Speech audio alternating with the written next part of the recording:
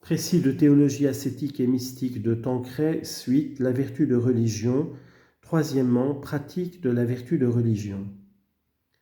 Pour bien pratiquer cette vertu, il faut cultiver la vraie dévotion, cette disposition habituelle de la volonté qui fait qu'on se porte promptement et généreusement à tout ce qui est du service de Dieu. C'est au fond une manifestation de l'amour de Dieu et c'est ainsi que la religion se relie à la charité. Les commençants pratiquent cette vertu en observant bien les lois de Dieu et de l'Église sur la prière, la sanctification des dimanches et les fêtes. En évitant la dissipation habituelle extérieure et intérieure, source de nombreuses distractions dans la prière, par une certaine vigilance à lutter contre le flot envahissant des amusements mondains, des rêveries inutiles. En se recueillant intérieurement avant de prier, pour le faire avec plus d'attention et en pratiquant le saint exercice de la présence de Dieu. Les progressants s'efforcent d'entrer dans l'esprit de religion, en union avec Jésus, le grand religieux du Père, qui dans sa vie comme dans sa mort a glorifié Dieu d'une façon infinie. Cet esprit de religion comprend deux dispositions principales, révérence et amour. La révérence est un sentiment profond de respect mêlé de crainte par lequel nous reconnaissons Dieu comme notre Créateur et souverain Maître et sommes heureux de proclamer notre dépendance absolue à son égard. L'amour s'adresse au Père très aimable et très aimant qui a bien voulu nous adopter pour fils et ne cesse de nous envelopper de sa tendresse paternelle. C'est de ce double sentiment que jaillissent tous les autres, admiration, reconnaissance, louange. C'est dans le cœur sacré de Jésus que nous allons puiser ces sentiments de religion. Ce divin médiateur n'a vécu que pour glorifier son Père. Ego te clarificavi super terram. Moi je t'ai glorifié sur la terre.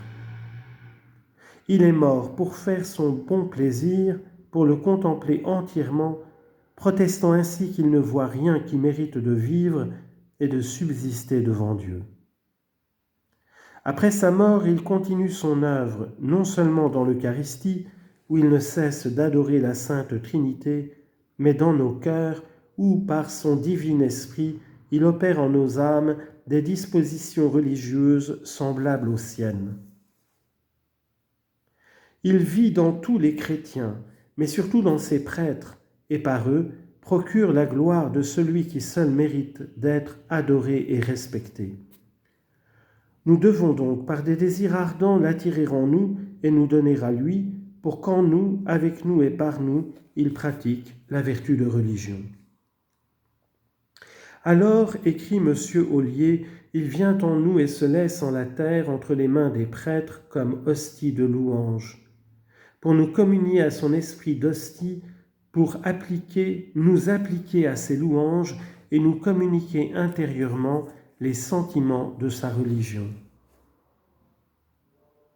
Il se répand en nous, il s'insinue en nous, il embaume notre âme et la remplit des dispositions intérieures de son esprit religieux, en sorte que, de notre âme et de la sienne, il n'en fait qu'une, qu'il anime d'un même esprit de respect, d'amour, de louange, de sacrifice intérieur et extérieur, de toutes choses à la gloire de Dieu son Père. Mais il ne faut pas oublier que Jésus demande notre collaboration. Puisqu'il vient nous faire communier à son état et à son esprit d'hostie, il faut qu'avec lui et en lui, nous vivions en esprit de sacrifice, crucifiant les tendances de la nature corrompue et obéissant promptement aux inspirations de la grâce. Alors toutes nos actions plairont à Dieu et seront autant d'hosties, d'actes de religion, louant et glorifiant Dieu notre Créateur et notre Père. Par là, nous proclamons d'une façon pratique le tout de Dieu et le néant de la créature, puisque nous immolons en détail tout notre être, toutes nos actions, à la gloire de notre Maître souverain. Nous le faisons tout particulièrement dans les actes qui sont à proprement parler des actes de religion dans l'assistance à la Sainte Messe, la récitation des prières liturgiques ou autres, ainsi que nous l'avons expliqué. Les parfaits pratiquent cette vertu sous l'influence du don de piété dont nous traiterons plus loin.